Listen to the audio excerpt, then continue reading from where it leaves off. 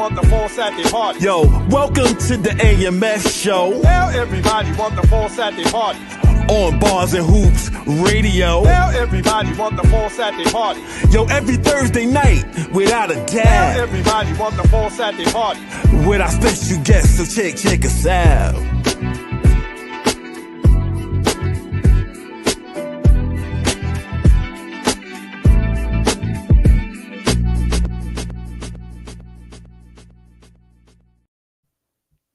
Peace, everybody. Welcome to the Amf Show. I'm one of your hosts, Big Ra, one half of the Almighty Force Brothers. I'm here with my man, DJ Tiny. Yeah. All right. Unorganized Behavior, right. Bars and Hoops Radio. The Red Cup Affair host. All right. This is my man. And we have a special guest with us tonight. We have my man. He's from Brooklyn. Community leader from Brooklyn. Introduce yourself, my brother. Good evening, everybody. My name is Muhammad Noor. All right. I'm from Brooklyn. All right. Assalamu alaikum. All right. So we gonna get in because this brother Muhammad, he's been behind a lot of things, and we're gonna get into his story. Before we get into his story, I just want to give a shout out to my son Jay Vaughn. You know, he won another award from the Guardians Corrections, the Guardian Association, you know, for his community service that he's doing. You know, that's the add to him getting the pillar of the community and for him getting man of the year. So he's just adding on. Also his honorary doctorate. So Jay Bond, he's continuing to do great things. All right, this weekend, you know, our 10-year-olds is going to be playing over in Dogs and Al Mosley, the D&D tournament over there by the Conduit, 150th Street. Our 10 and under, they're going to go against the Long Island Panthers. We're going to have a Long Island Panthers coach, Cat, here in a couple of weeks, probably around like July 10th. All right. Our 14 and under team is going to be playing on Saturday as well. You got to get out there early in the morning if you want to catch those games. On June 28th, a day in Springfield Park. All right, we're going to have my man, Chucky Chuck, is having his event June 28th, Springfield Park. All right, we're going to have the music by the Infinity Machine, DJ Divine, DJ Ken Do. We're going to have hosts. We're going to have the hip hop historian Van Silk in the building. We're going to have the comedian George Mason in the building. Then we're going to have a lot of acts. Almighty Force Brothers is going to be one of the acts. We're going to have the Clientele Brothers who's going to be here next week. We're going to have the Albino Twins who blessed us with their appearance. We're going to have Lady Razzmatazz. We're going to have Lady Miz. We're going to have the legendary Mikey D. We're going to have MC Iniquity. We're going to have the Boogie Boys. They're going to come out. They're going to do their thing. We're going to have Raheem from the Furious Five. He's going to come out, you know, drop a few bars. So if you're not doing nothing, June 28th, Springfield Park from 12 to 8. All right. It's a nice family event. All right. So you're not doing nothing, come check us out. All right. So my brother Muhammad, you know, we had a past scheduled date, but we had to reschedule, right? But we've been trying to get you on here for a minute. All right. You know, we hear great things that you did, that you're doing, and that you did in the past. All right. So we're gonna get into a few things. But before we start, if you could describe yourself in one word, what would that one word be and why? That would be pretty easy for me. The one word to describe me would be a servant.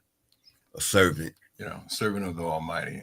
Okay. And the reason why I say that is because I understand what my purpose of life is. You know. Okay. It was a question posed to me some years ago, asking me what was the purpose of life.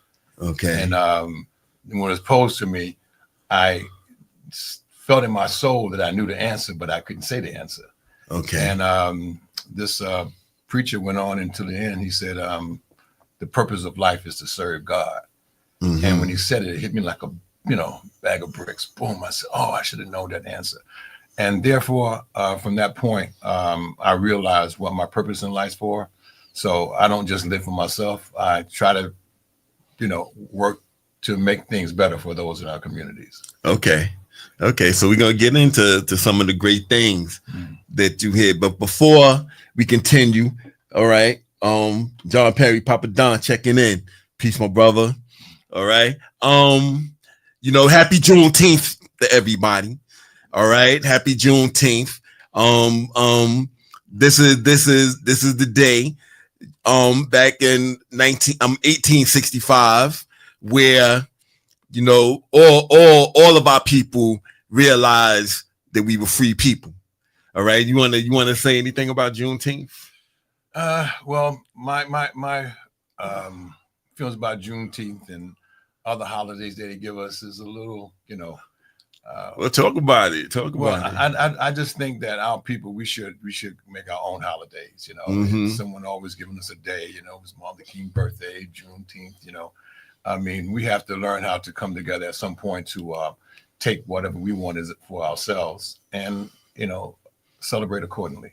Okay, all right, because some of us still don't realize our power and how free we are and looking to others like for permission. Yes. Exactly. All right. And I agree with you 100%. We don't have to, especially when we have somebody, running this country that don't follow rules, right? We have to be more assertive. So I agree with you. Yeah. And we have to set things on our own and not look to nobody else for validation. Exactly. We have to control our own destiny in the sense of like things that we want. We just have to come together collectively, and discuss what we need happen, that we need to happen, and go from there. Opposed to always having something from outside to come in and telling us how we should do it. My philosophy has always been is, there's no need to reinvent the wheel because there's so many other organizations out here doing great things, but we have to come together collectively so that we can be more powerful and, be more assertive and, getting the accomplishment that we want. Okay. All right. I can see this is gonna be something else. So you already said you're from Brooklyn. Yes. I said you're from Brooklyn. So we're gonna get into your story, right? As a young man in Brooklyn, I read your bio. As a young man in Brooklyn, you was part of the street life. You want to talk about that a little? All right, let's talk about it. I mean, if you're comfortable with it. Well, my street life began out of a necessity. Okay. Came up from very humble beginnings. Uh-huh. And my parents separated when I was about 4 years old. Okay. And my mother had to fend for all four of us at the time. There's six of us now. We're six of us, but at this particular time. So I took to the streets to find ways to take care of the family. Okay. And in the course of doing that, obviously I got caught up in other things, but for the most part, the necessity was to find ways and means to, make the ends meet, Okay. My mother didn't have, ways and means to take care of us. So I would venture out and find ways, Mm-hmm. Okay. So back in, I'm not going to date you, but back in the 70s, well, this is actually in the early 60s. Oh, okay. In the early 60s, All right. One of the heartfelt moments I remember, it was a sad day, but it was memorable because my mother, we went into the refrigerator, nothing there. Went in the cabinet, nothing there. I had a dog named Sugar at that time. He had no food or anything else. And it was Thanksgiving, and there was nothing. Uh-huh. There was be a can in there with old grease. And my mother pulled me to the side. She said, "I want you to come go with me." I said, "Okay, Ma, you want me to go?" And she took me to the store and she said, "I'm only going to do this because I can't let y'all go hungry. And she went and she took a couple of sliced hams and she put them in her coat. And I said, Ma, I can make some money. She said, no, I'm your mother. I have to take care of you. And so when I was leaving out, one of my, I used to do shopping, take customers home from shopping. And one of them said, hey, I want you to take my groceries home. And I said, Ma, can I stay? She said, okay. I said, I'm going to bring the other stuff. So by the time my mother went back, I came back home. I had shopping bags full of food. Okay. And we was able to have Thanksgiving, which I keep that up front because like every year when Thanksgiving come, I give out turkeys and food, for those most unfortunate ones, just be like myself. Okay. All right. That's great. A lot of people, they don't know that there was like gangs back in the days. Oh man.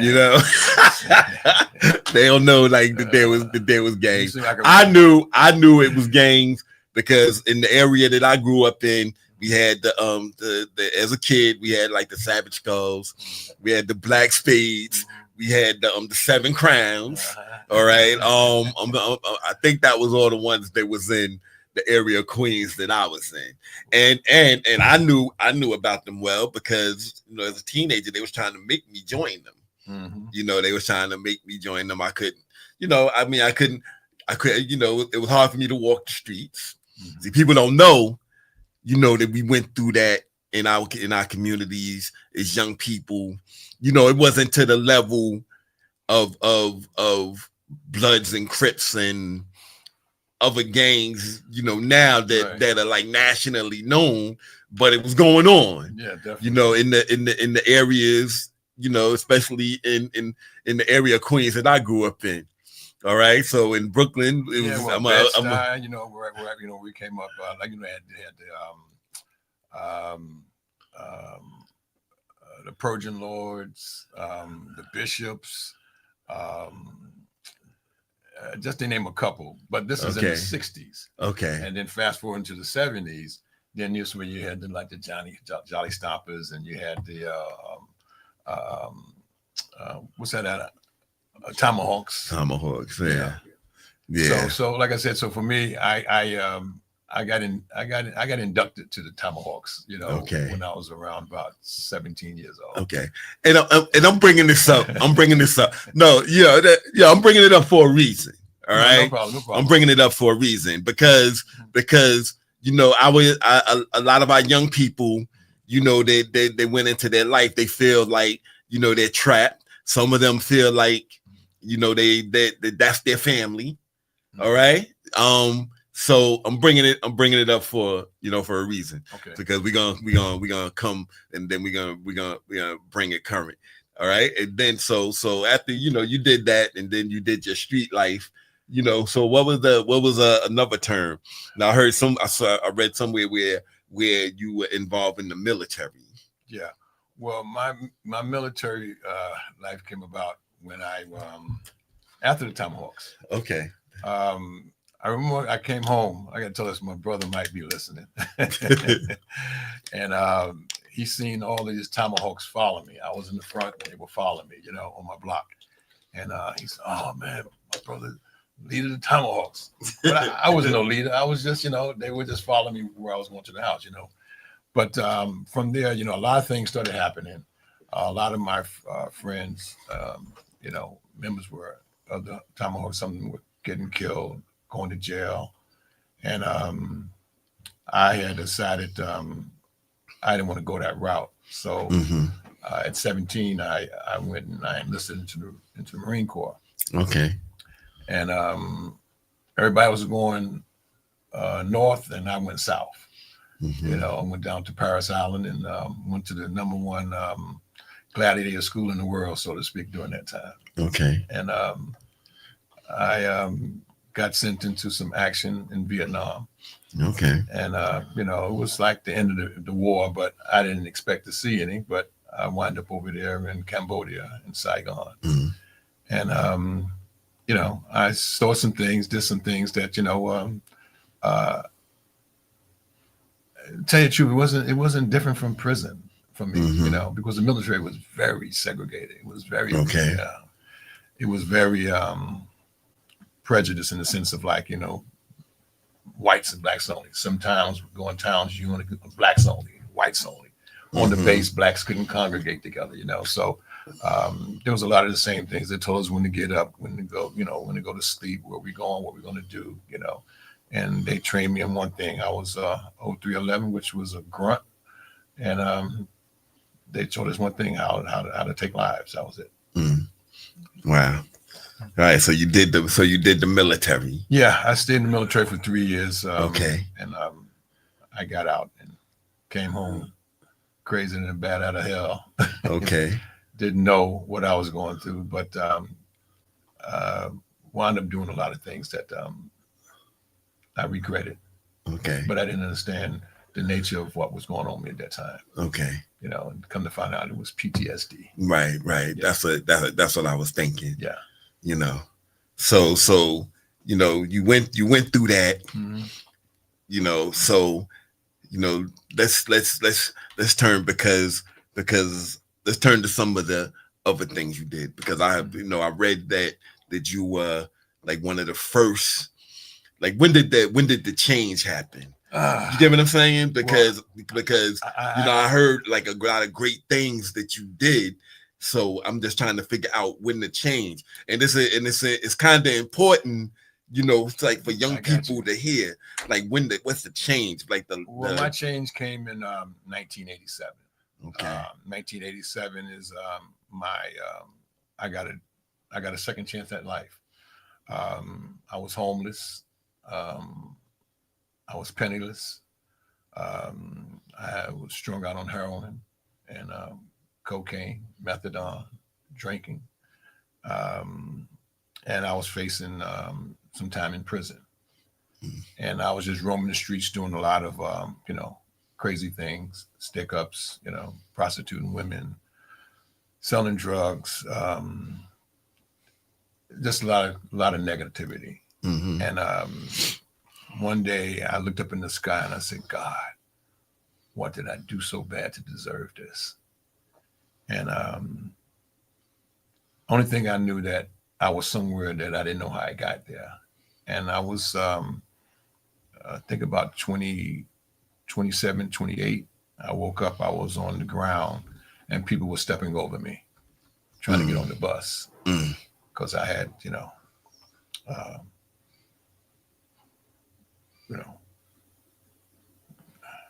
I just fell out. Okay. Okay. So from that point, things started happening. Okay. I did some things out here in Queens, Okay. And I had a lot of people looking for me. Okay. I had about 3 or 4 contracts on my head. Okay. And people want to, take me out because I did them dirty. Okay. And one day I was at my son's house. He was around 7 years old at this time. And, the guys from Queens, I can name their names, everybody in the Fat Cat crew. They came to Brooklyn and they put me in the back of the car and they were bringing me somewhere to murder me. So I was in the back of the car, I had a gun in this side, a gun in this side. And I said, God, how do I get out of this one? And I said, you know what? I said, I guess this is how I'm going to die. But he saw fit for me to get through that. I won't get into the details. But, okay. I'm here now today. Right. Yeah. And from there, I had a lot of, inspiration to do the right thing for the right reasons. Okay. And I went to a 12-step program. Okay. And I learned some spiritual principles. Okay. And I started incorporating them in my life. Okay. And from there, people invited me places, politicians, community leaders, activists, other, nonprofit organizations. And one night I had a dream. And this dream was that I was standing outside my casket looking at myself in the casket. And I had a white shirt on. It was full of blood. Wow. And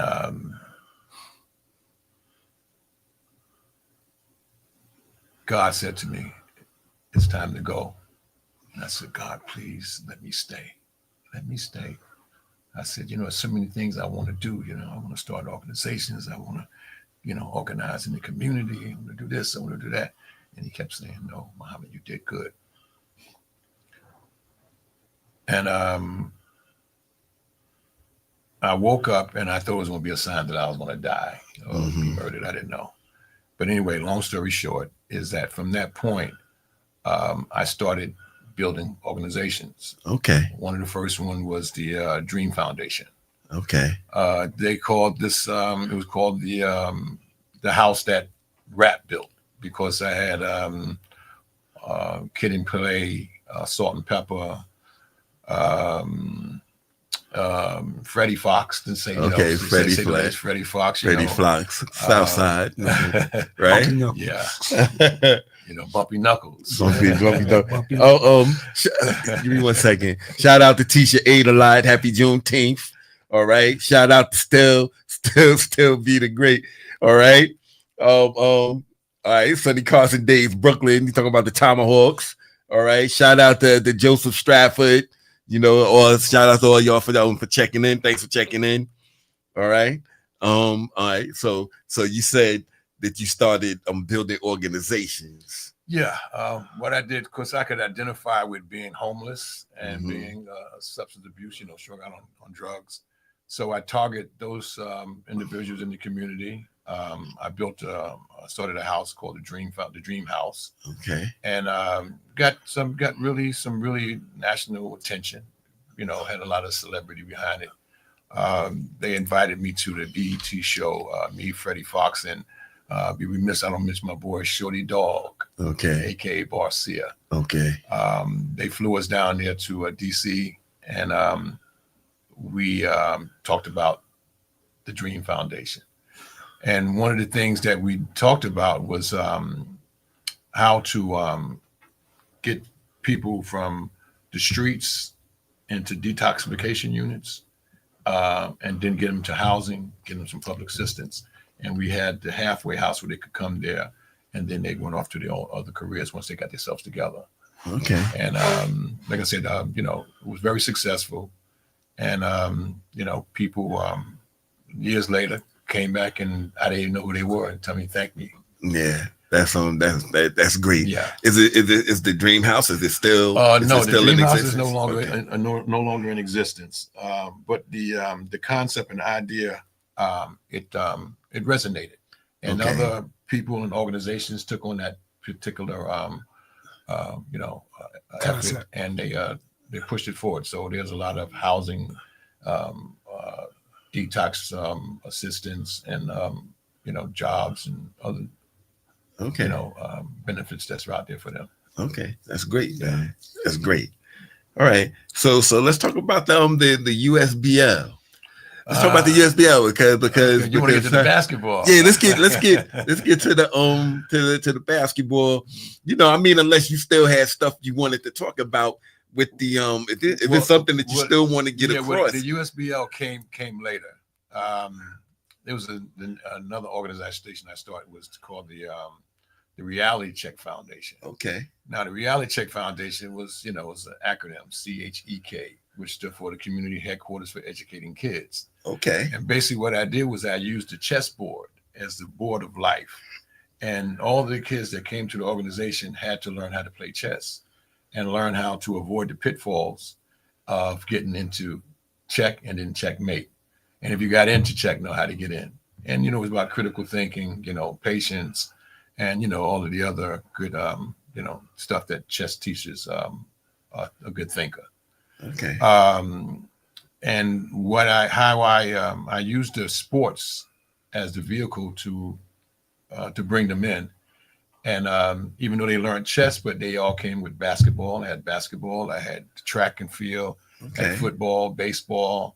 Okay. And lo and behold, one day, I got a call from a friend of mine's, DJ. He ran Kingston Classics.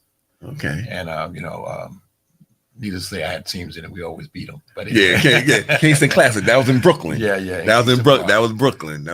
Anyway, I used to go out there with Kev. Oh yeah. I used to go out there with Kev. Yeah. But right then after that, they had the Soul in the Hole. Yeah. Okay, I remember that. So, I remember that. I put the team together. It was Kenny King. He was reigning King Supreme out there for years. And I came because he ran Supreme a few places, right? Yeah, because he was doing this thing in and West I did Forth too. Him, you know, that's my man. Kenny is my man, you know. All right. And everybody said, "Oh man, Muhammad's team beat Kenny King." So from there, they had this whole thing with the Soul in the Hole with Boogs and Charles Jones, Lamont Jones, you know, Seth Marshall, you know, whole, you know, Springs, you know, the whole crew. And I thought they were being ripped off, so I talked with them and tried to find out how did these people come in the community and did this, and there was no benefit for the community or for the players that were actually involved with it. Okay. And this is when Boogs came to me and asked me, could I take a look at this contract that he had signed with them? Okay. But fast forwarding from there, we with the reality check, the late Sid Jones, if you remember Sid Jones, who United Brooklyn. Okay. He's well-known coach for, you know, some of the really great. But he's not who had Brooklyn USA. Brooklyn USA. That I think that you're talking about. That's Ziggy. Okay. That was Ziggy. Okay. Yeah, that was the younger kids. Okay. Yeah. But Sid Jones, he's you know, we had all of these guys who was playing all these different tournaments. He said, Muhammad, he said, you know, why don't we consider, you know, getting a professional team? I said, an NBA team? He said, no. He said, but we can get a USBL team. And I said, okay. So we had some discussion. So I called DJ from Kingston Classic. I said, listen, I need to talk with Earl the Goat Manigault. So I met with Earl the Goat, and he and I discussed about putting this whole reality check and USBL team together. Okay. So you used what you was already doing, you know, as part of a foundation and then you brought basketball to it. Like you brought the two things together. Right. Okay. And how it happened, because like I said again, you know, I was doing other things in the community, but like I said, I'm gonna try. I know the time is limited. Listen, man, whatever we gonna finish, we had to come back to continue it, because you know we want to get it, you know, because it's important for young people to see, people in general, not old or young, people in general to see, you know, where brothers can come from, and things that they can lead into. Yes. And how great things can get, okay, and how you know, because a lot of our young people, you know, they're operating with a ceiling. A ceiling is somebody else set. Yes. Okay, so this is important for them, you know, to hear. So give it all, give it to us all. Give us everything. Go back, because I overlooked another opportunity that we saw, and that was with the boxing.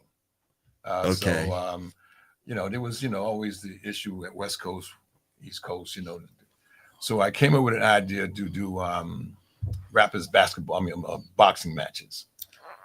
Freddie Fox, you know. Yeah, I remember this. So it started over with Freddie Fox and Tim Dog. And he beat him to a pulp. And so this is where we were trying to get them to, and they did this with Gleason's Gym. Right. You know, and so you're part of Gleason Gym as well? Yeah, because at the time we were with, we had running with us was Iran Barkley, Kevin Kelly, James Buddy McGurk, George Foreman. Rest in peace, George Foreman. He's going to kill Mark Breland. You know, so it was quite a few of them. You know, this is before Tyson and other ones came on. This was during that era. But at the same time, like I said, we know these guys and us, we reached out to the children. We started as another foundation that Gleason was called Give a Kid a Dream. You know. Okay. And which was along, you know, when and with the Dream Foundation. So can we go back to the basketball? No. Let's go back to what you was talking about with the boxing, right? And let's talk about, you said the reason for doing that was during the time of all of this East Coast, West Coast. Yeah, we're trying to calm in the sense of like, just trying to let them settle their difference, in the ring, opposed to going out there and grabbing weapons and killing off one another. Unfortunately, it escalated to that anyway, with Big E and Tupac, which was, because that was all before that. What you was trying to do. Yeah. This was all before that. Yeah, before what happened. Like I said, I produced Fox, we had a record label, Boot Hill Records and Fortune Productions. All right, see, this brother, he into everything. Yeah. So you got a contribution. Hold on. So you had a pro basketball team. Let's let everybody understand this. So you went from just street ball, right? Went from street ball to a professional basketball team. Because the USBL, I remember when it came out. All right, it didn't last long. Let me tell you the story behind that. Go ahead. Yeah. So everything kind of like evolved from the Soul in the Hole. Okay. Street basketball got started getting some recognition. Okay. And when that happened, again, Sid Jones and myself, we looked at how to take street ball players off the street and get them into professional ball. So my premise was to Dave Costas. I said, listen here. I said, some street ball players is just as good or better than NBA ball players. And he said, what? Oh, you're making a statement? I said, yeah. I said, I can back it up. So this is how it all began. It was a challenge. And so I had Junie Sanders. Okay. He was our number one draft pick. Okay. We had Booger Smith. We had Mookie. I forgot Mookie's name. But we started recruiting guys all out of the streets. Even our boy Half Man, Half Amazing. Oh, okay. All right. Just to name a few. Skip to Malou. All of them were able to get into the NBA by way of the USBL. Okay. And by me getting involved with the basketball, I had the honor to kind of like mentor some guys like Charles Jones and his brother Lamont. Charles Jones, that's Charles LIU. Yeah. Led the nation in scoring. Yeah. Okay. Like 3 years in a row. Right. You know. All right. And he was able to get into the NBA. Okay. Not because of anything I did. I mean, he was just he was phenomenal. The kid he did everything effortlessly. I saw him. Yeah, we had teams. I mean, I had teams that went against him a few times. Yeah. I had teams and I saw his determination. Mm-hmm. And this is in street ball. And I saw his determination, from and I say, well, I could see how, he could lead the nation. This is after he played for LIU. And the same thing with Jamal Tinsley. Okay. Tinsley, we know he was always. Yeah, so I forgot. Like he a Brooklyn kid. Yeah, he's a Brooklyn kid. Yeah, He played for the Pacers. Yes, exactly. Yeah, he played for the Pacers. And Charles went to the Bulls. Yeah.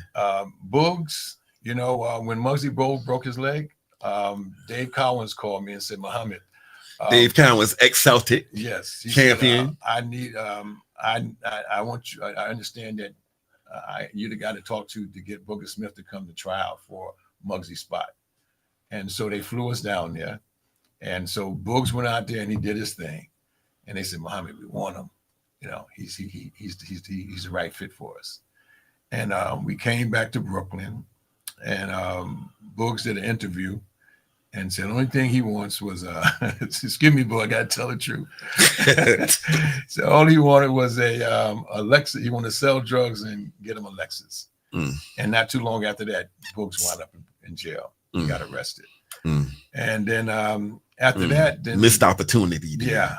And Boogs was the kid, listen, he was on this cover of Sports Illustrated, from the streets, Right. His billboard was there in 42nd Street with the Averex jacket on and everything. So wow.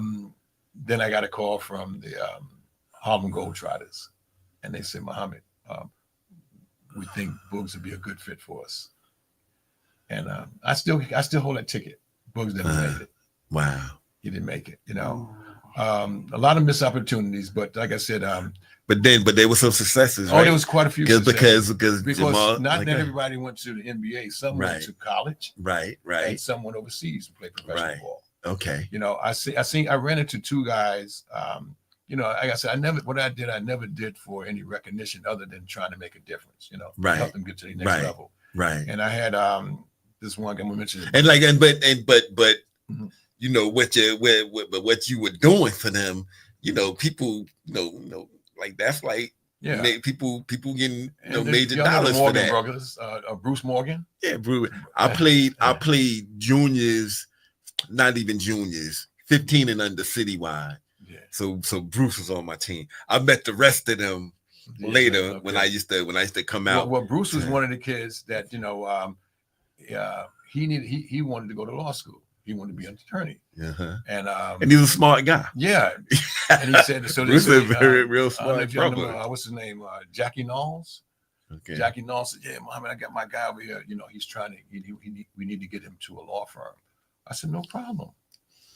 And so he went off and he became an attorney. Yeah.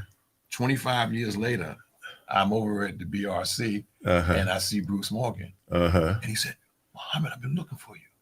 And I didn't forget. I did so many people I didn't know. And he said, man, I just want to just thank you, man. You know, I'm a lawyer because of you. Yeah, man. Bruce is he's a good brother, man. And I didn't know it was so I knew Bruce. Like I said, I knew Bruce from a teenager because he used to come out to Queens. We used to play over for Elm Corps. We used to play citywide for Elm Corps. Right. And I lived in South Queens and he was from Brooklyn. Yeah. But we went over there. We had to try out for the team. So that's how I knew. That's how I knew Bruce. Didn't see him for a long time. I saw him one time after that. That's why I said about Brooklyn, USA. I went to try out for Brooklyn, USA, but I think they cut me because I was from Queens, you know. I'm just being honest, you know what I'm saying? Like, you know, but I always remember Bruce, and then later on I met Carlos. You know what I'm saying? Yeah. And, it's so many ball players that you know, I couldn't remember all their names, but I do know that the opportunity. I have the photo of all the kids that we had drafted into the USBL. And before, you remember the USBL was the go-to team for NBA won the ball. Right. And on the CBA. And then with Boogs, the other deal I cut the largest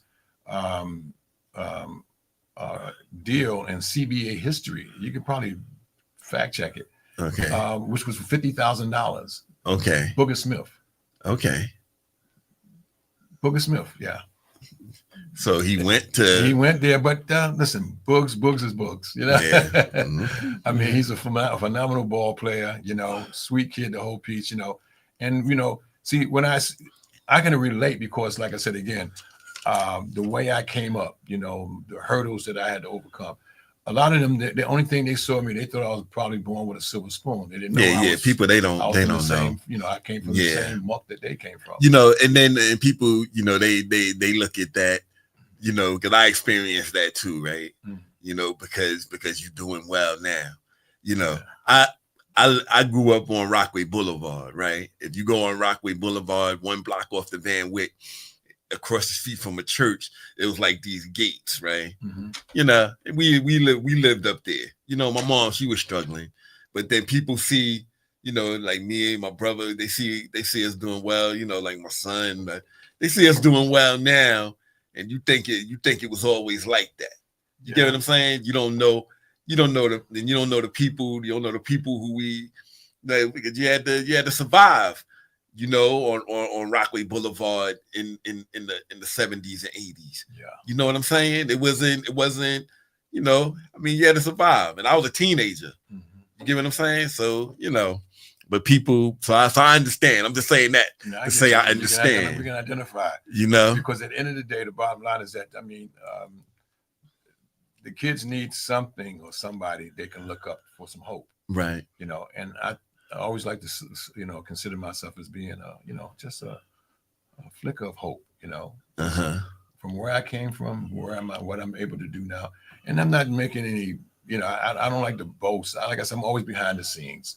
You know, it took me 25 years to come on a show to even talk about what I've been involved with. And I do it because, again, I hope it's going to inspire somebody to say, hey, listen, he did it, I can do it. And like I said, there's so many things that can be accomplished. Case in point, right? I had a young man, I won't mention his name, and he was ruthless, and his name preceded him, and people feared him. And I told him, I said, listen here, I said, nobody wants no problems with you. Mm-hmm. Nobody wants no problem with you. I said, but look at the power that God and Allah has given you. Look at it. I said, you don't have to stand accountable for that one day. He told me, he said, Muhammad, I have a group of men. If I told them to go murder the president, they'll go do it. I said, wow. I said, it's a lot of power, brother. I said, don't misuse that power. I said, the same power you got that you can put in, have a kid put a gun in his hand and go take somebody's life. I said, have them go to school and be something. I said, you talking about this is your hood. This is your block. This is your hood. This is your building. I said, where's the deed? Where's the deed to the building? This is your building. This is your hood. Who control the politics over it? Not you. You don't control the politics, the economics, or nothing. But you have the power to do it. But you're looking at things from a very low level. Right. I said, I get it. I said, so the same kid that you can go tell them to do it, tell this one, you're gonna be a lawyer, you're gonna be a doctor, you be a teacher, you be a preacher, you be this. I said, and you have them control the neighborhood for it. Then it becomes your hood. Right. I said, but until then, I said, you're missing the point. Right. Unfortunately, needless to say that, the brother is not in our midst. I mean, he's still alive, but he's not in our midst. I got you. To say the less, I got you. So, it makes a difference. Some kids listen and some don't. Right. Those who want to really make a difference or make a change in life, it can be done. Yeah. Yeah. So, I understand that you had like a security company, like for a lot of the stars or whatever. Yeah. Well, yeah, we did a lot of security for a lot of the lot of celebrities. The security company was started to just create employment because I had so many people with me. Right. So we started not only did I start security, construction, and other little job, other little businesses where they could earn and take care of their families. Because my models with them, I told them that if you're with me, there's not going to be any bloodshedding. We're not going to spill the blood of another black man. Where we came from, we should have had enough of that. So this is what I'm doing. So I had 1,000 lions, and I wouldn't let them eat. I hear you. But they got used to it. They got used to it because they were eating, and they didn't have to put a pistol in their hand and go take it, or take another man's life or sell the drugs. But at the end of the day, the bottom line, that was the purpose of me creating businesses. It gave other people opportunities to work, and to earn and take care of their families. All right. The security company did a lot of things. Like I said, a lot of various artists, that were, that solicited our protection, so to speak. The name of the company was Equal Protection Security Company. Okay. So we did a lot of things around the country too. Okay. All right. So could you name some of the people that you provide the security for? Well, I'd rather not because a lot of the stuff was done on the contract. Okay. Okay. I understand. I'm still liable. Okay. But ask Freddie Fox, he'll tell you. Okay. So like when we have people come on, we ask for words of encouragement. Words of encouragement for any for anyone watching. It could be, words of encouragement, for young people, which you already gave a lot already, but when we end our show, we normally ask for, words of encouragement that you could provide for the public in general. Boy, for me, I would ask them to know that there's a God. Mm-hmm. There's one God mm-hmm. that's responsible for everything and everybody. Right. And I would ask them to get to know who God is and know who God's not. And in my opening, you asked me one word to describe myself, and you said and servant. I said the servant. Right. My name is Muhammad Abdul Noor, which means the servant of the light that praises God. Awesome, constantly. Okay. And I think that's our disconnect, is us knowing who God really is. We got to know who he is and who he's not. Okay. And I think once they understand that, they'll understand their purpose in life for it. See, everybody has these ideas, to be rich, to be famous, this and that. Right. But until we understand that the purpose of life, we were brought here for a purpose. It wasn't just for us to do. Even though we have limited free will, our will, we have to learn how to take our will and line it up with the will of the Creator. If not, you'll run around like a chicken with his head off, like I did, and countless other people that I know. But once we understand who God is and what our purpose in life is, then we have a greater opportunity to becoming something great, or something that's meaningful. Mm-hmm. I always tell kids to think about what you want. Think about what you want. Don't allow someone to take their brain and put it on top of your brain. Right. Be an independent thinker. Think outside the box. If everybody's going to the left, that don't mean you have to go to the left. Right. That's called herd mentality. Right. You have to sit down. You have to investigate. You got to study. Mm-hmm. You got to research. On any subject matter. I tell my children, get both sides of the story. Don't make, hasty decisions based on what someone else has done. Because basically, when we came up, we were brought up on dogma. What our parents told us, what happened in our communities, that's what we accepted because we trusted them. Right. But we didn't know that they didn't know. Right. So case in point again, my parents. We came up in the church. But I found another way of life, Islam. Right. And I was so elated that I found it, that I wanted everybody that I loved to have it, wanted to understand what it was. Right. And I went to my mother and I said, Ma, I have God has invested me with some more light, some more knowledge, some wisdom. And I'm afraid to say it to you because I think I might offend you. I think that, you might think that I'm being disrespectful because, like I said, I've never said to my mother. Right.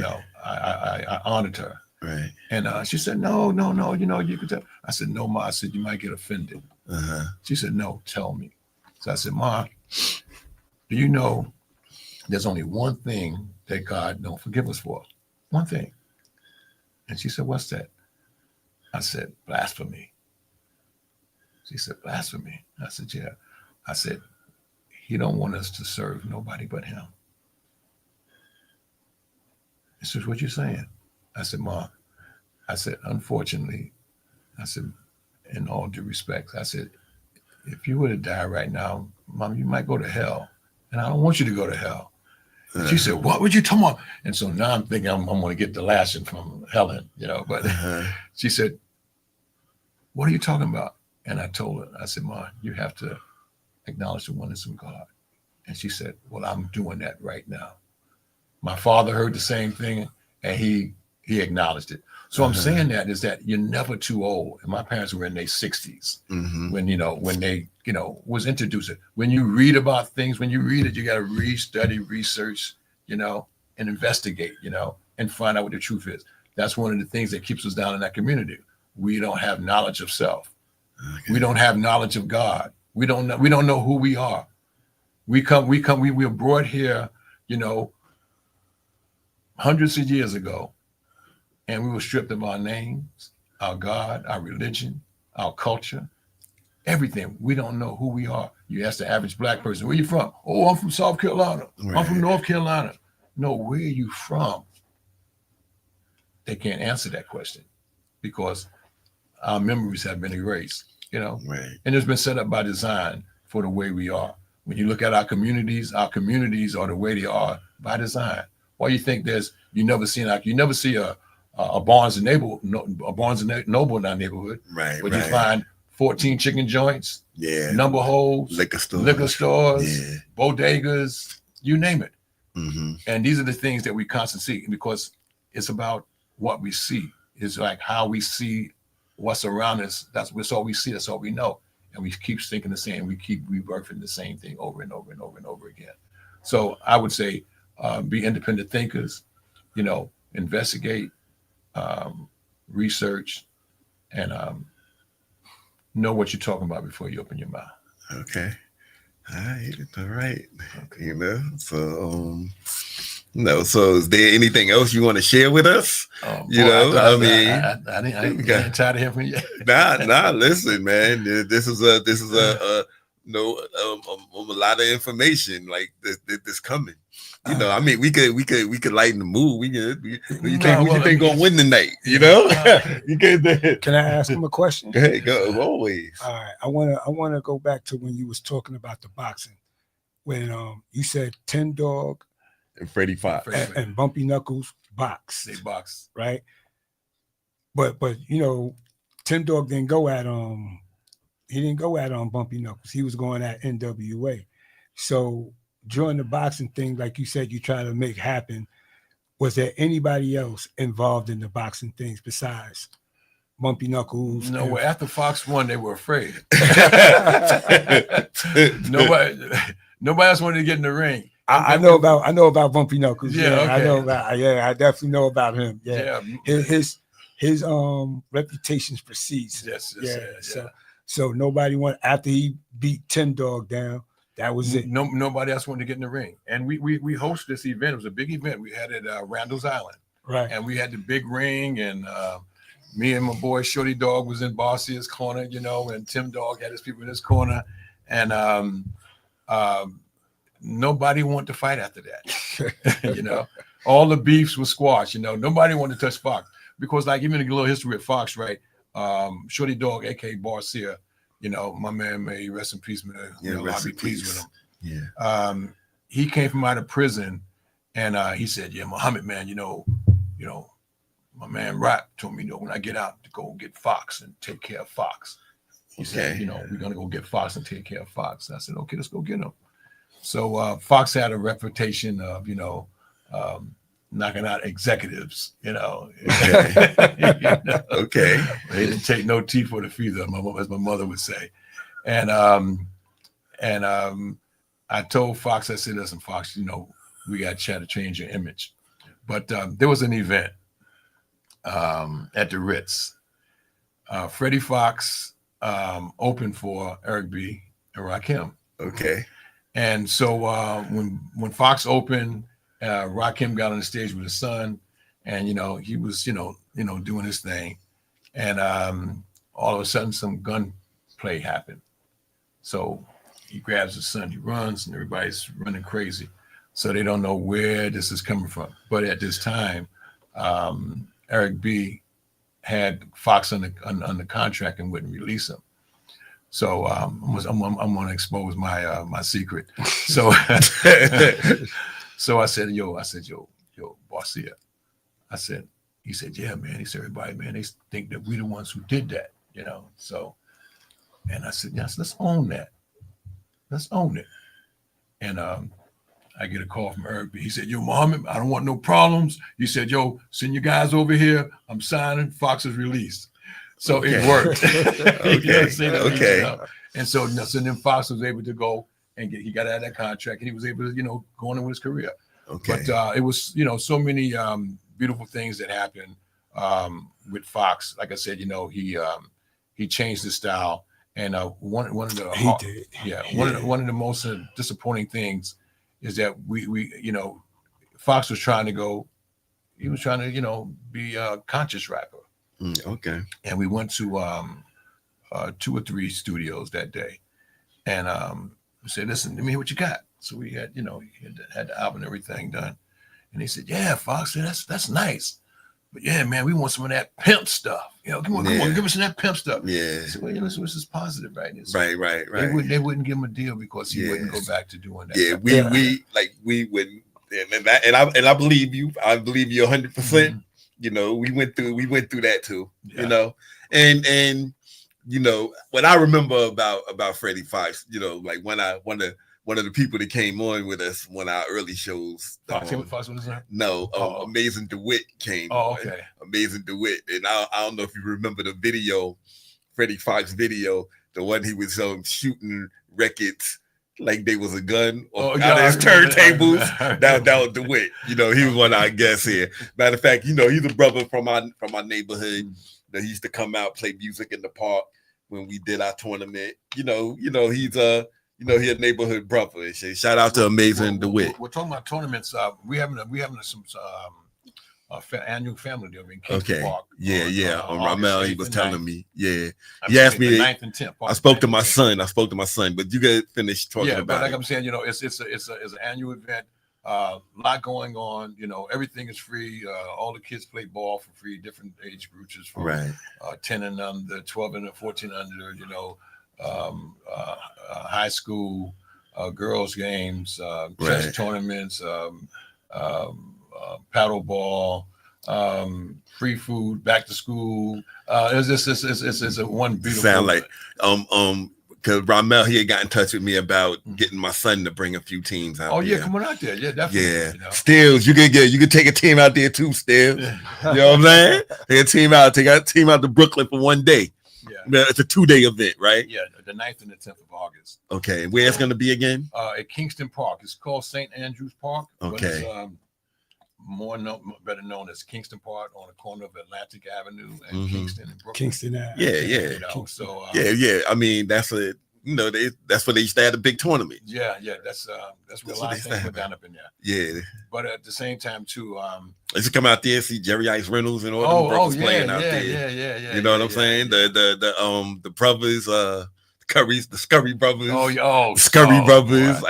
I played on a team with one of them in the old guy. I was with Kareem last week. And Paul Scurry, he's playing over in the 60 over at that's the one. He's the slim one. Yeah. I played on the team with him before. Yeah. I played on the team with him. But, dudes disappear when it's time for ref fee. I was like, hey man, I'm out of here, man. What the hell going on? I have a team in there. Reality check.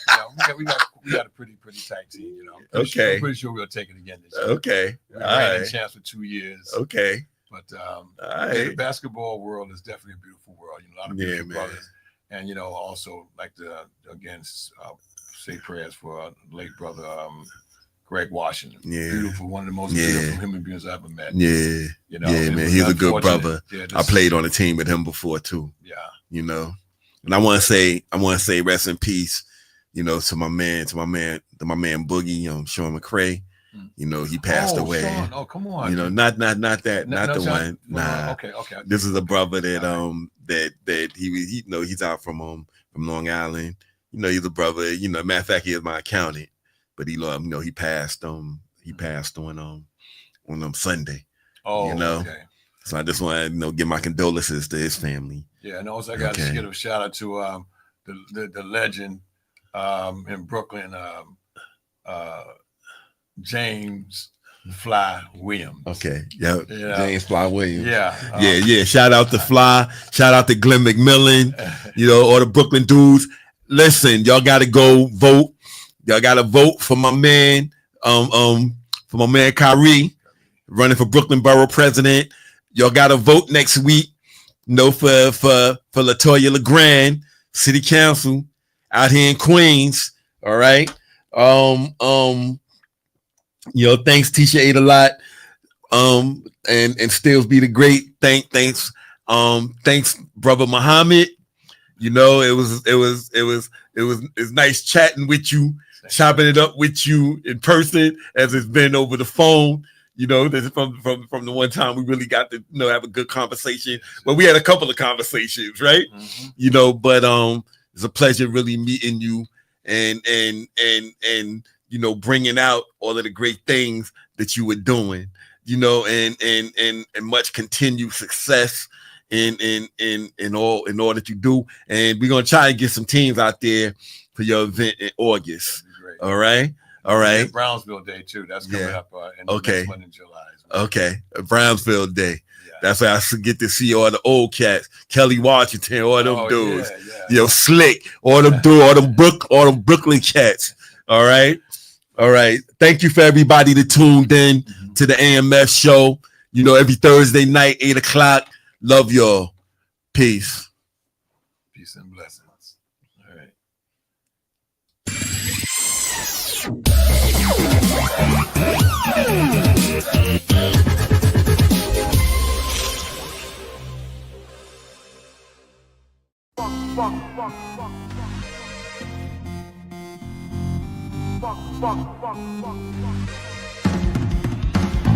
Get it.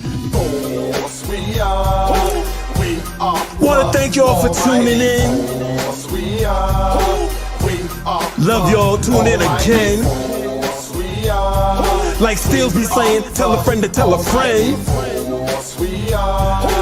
to tune in to the Legend Edition. I'm singing for playing most supreme right here. 6 feet still can beat the whole damn dream team. With power, I devour any man in my way. Crown Prince of all things.